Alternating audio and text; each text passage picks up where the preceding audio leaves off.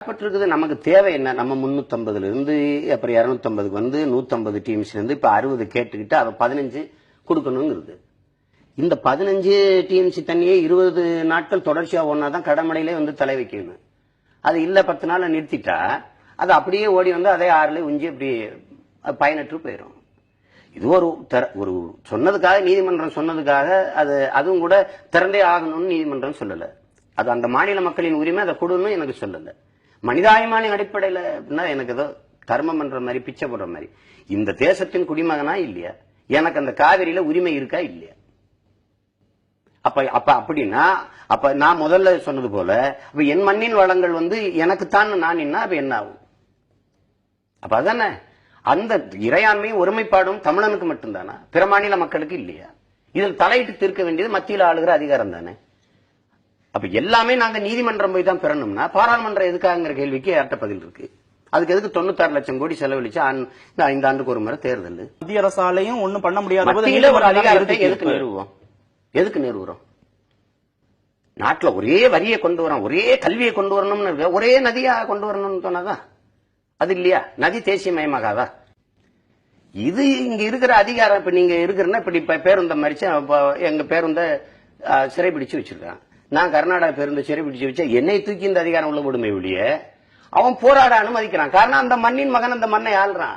அவனவன் மாநில நலனை பேன்றான். இதுல அப்படி பாத்தீங்கன்னா இந்தியாவில ஒரு தேசம்னா தேசத்தில் இருக்க எல்லா வளங்களும் எல்லா மக்களுக்கும் பொது, அதான் தேசம். ஆனா தமிழனுடைய நெய்வேலி பழுப்பு நிலக்கரி எல்லாருக்கும் பொதுமை, என்னுடைய நரிமணம் பெட்ரோல் தேசியமயம் எல்லாருக்கும் பொதுமை, என்னுடைய மீத்தேனை நீ ஓடியாந்து எடுத்துக்கிடுவ, என்கிட்ட அணுகுலையை நட்டுவ, நாளைக்கு வெடிச்சா நான் ஜாவேன், ஆனா மின்சாரத்தை எல்லாரும் எடுத்துக்குவேன். தமிழனுடைய வளங்கள் எல்லாம் பொதுமையா இருக்கும். ஆனா முல்லை பெரியாறு அந்த கேரள மக்களுக்கே இருக்கும், காவிரி நதிநீர் வளம் அந்த கன்னட மக்களுக்கே தான், பாலாற்று நதிநீர் அந்த ஆந்திர மக்களுக்கே தான். அவரவர் வளங்கள் அவரவருக்கு என்ன, என்னுடைய வளங்கள் எனக்கே தானே. நான் இதை பேசினா தேச துரோகி. அவன் ஒரு சொட்டு தண்ணீர் தமிழருக்கு தர முடியாது எந்திரிச்சு போனா அவன் தேச தியாகிய. இது எப்படி இருக்குது? இதை நாங்க பேசினா இனவெறிய தூண்டுறாங்க, பாசிசம் பேசுறாங்க. நான் அடிபட்டு கிடக்கிறவன் என் உரிமைக்கு போராடிட்டு இருக்கேன், எல்லாத்தையும் இழந்து நிக்கிறவன். அவன் எல்லா இடத்துலயும் அணை கட்டுறான். அவன் மேகதால கட்டுறான், இவன் சிறுவாணியில கட்டுறான், அவன் பாலாற்றின் குறுக்க 5 அடியில இருந்து 12 அடி தடுப்பணை உயர்த்தி கட்டுறான். தமிழன் எல்லா ஆத்துலையும் மண்ணள்ளி அவனுக்கு கொட்டுறான், இந்த ஆத்து அணையை கட்டிக்கிட்டு. இதுவா தேசிய கட்சிகளுக்கு தேசிய பார்வையே இருக்காது? மாநில இல்ல இல்ல எந்த உரிமைக்கு இந்த தேசிய கட்சி என்னோட நின்றுருக்கு? எந்த உரிமைக்கு நின்றுருக்கு? கச்சத்தீவு மீட்பு நிக்குமா? எப்படி காஷ்மீர்ல ஒரே மாதிரி பேசுது எல்லா கட்சியும், ஆனா கச்சத்தீவு கொடுத்தது பேசுதே. தலையில இருந்தா இருக்குமா பிடிச்சுப்ப, காலில் இருந்தா கழட்டி விடுவேன் செருப்பா.